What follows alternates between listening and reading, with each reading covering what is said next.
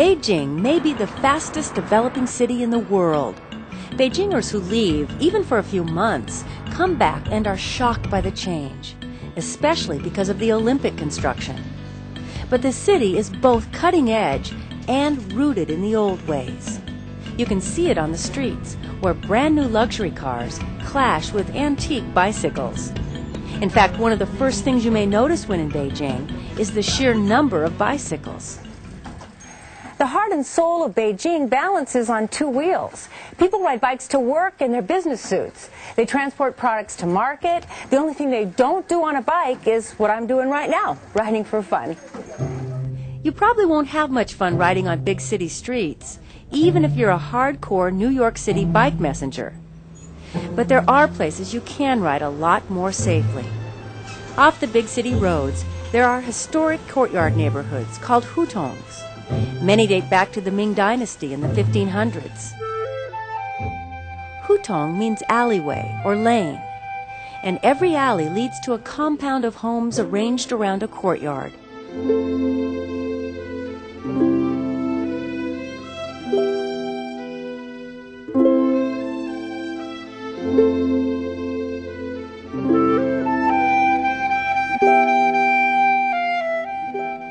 Some hutongs are located near the Forbidden City, where Chinese royalty lived. These neighborhoods housed people who served royalty, maids, craftsmen, cooks, and domestic servants. One of the best ways to experience hutongs is by bike. It's easy and cheap to rent a bicycle in Beijing.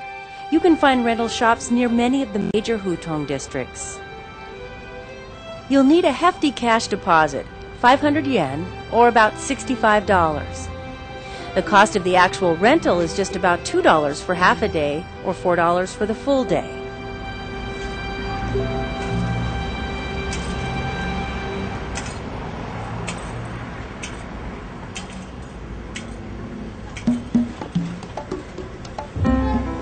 Once you've got your bike, head into the hutongs, like this one in the Hohai or Rear Lake district. Just look out for the convoys of bicycle rickshaws carrying Olympic tourists from all over the world. And the other bikes.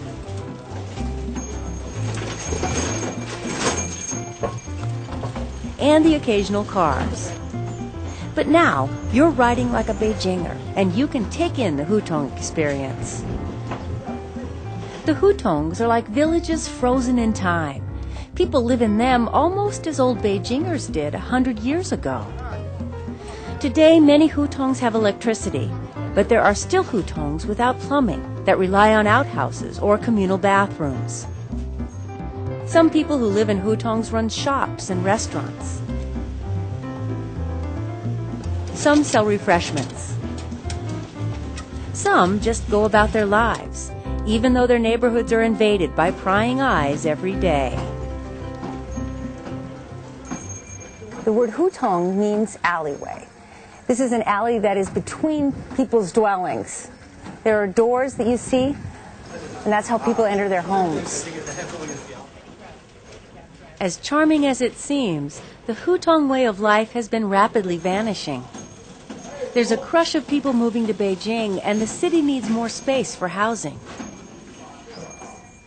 A lot of these hutongs have been torn down to make room for modern high-rises, but not this one. The city has saved a Hohai hutong neighborhood to preserve a piece of Beijing history. So if you want to see the hutong way of life, you can be assured there will be a few to see. But Beijing is rapidly changing. So to experience as much of the old Beijing as possible, the sooner you get here, the better.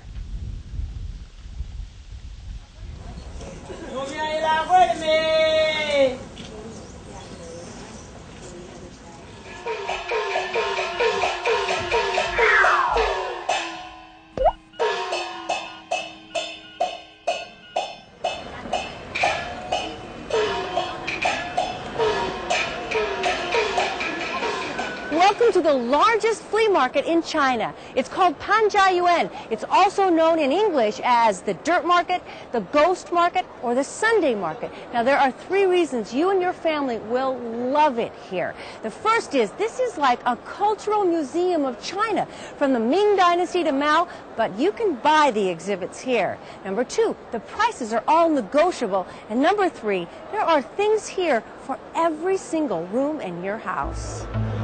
Whether they're in a buying mood or just browsing, this is where Beijing families get their shop on. Each aisle is stuffed with everything from furniture to the tiniest of knickknacks, all displayed to catch the eye. Is it treasure or trash? Well, some of both. One thing a shopper won't see is a price tag. Here's how it works. The vendor names a price first. You're expected to make a counteroffer, anywhere between 50 to 90% off the original number. Then, let the games begin. How much for a queen-size bed? Maybe 240. 240 yuan? 12 pieces. 2 cushions and 2 pillows. 2 cushions, 2 pillows. And 1 bed cover. And then the bed cover for 240 yuan? Yeah, okay. So then you'll also bargain a little bit? You'll negotiate the price a little bit lower? Yeah, a little. A little lower? Yeah. All right, so maybe 200 yen? Yes. Maybe. Okay, so that's not bad. That's about $30, $25 or $30. That's a very good price for 5 pieces. This freewheeling marketplace has a shady past. Back in the 80s, it was illegal to sell antiques. But where there's a will, there's a way. Sellers just gathered in the forest and hid in the shadows. This black market boomed, so more families cleaned out their attics, bringing both valuable heirlooms and kitschy odds and ends. But once the antique trade was legalized in 1994, local authorities cashed in on the informal marketplace by building this permanent home for it and charging vendors rent. 3,000 people come from all over China to sell their wares here. In fact, there are more Tibetan souvenirs here than you'll find for sale in a Tibetan village. It is one gigantic souvenir stand, and over 100,000 people come here every weekend to shop. If variety is the spice of life, then Panjiayuan has some serious kick. Here's something for the men in your life. Taxidermy. You can actually take this home and do all your decorating with antlers.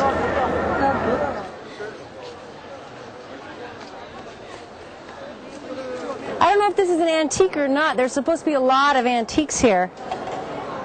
Good luck getting that through airport security, huh?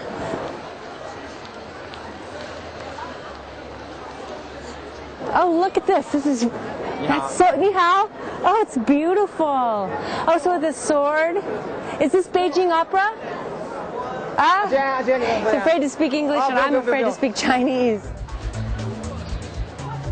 Representatives from all of China's 56 ethnic groups can be found plying their handicrafts, from Bowie batiks to elaborate Miao jewelry. This feels exactly like a flea market. You get to dig through everything and find the good stuff. Oh, this is a peacock. The work is just incredible. It's all satin stitch, the shading, the colors that they chose. Beautiful. Foreign tourists are a common sight here too, and likely to become more numerous during the 2008 Games. So even if shopping isn't an official Olympic sport yet, get your family's haggling skills into shape and show up early. The crowds are only going to grow.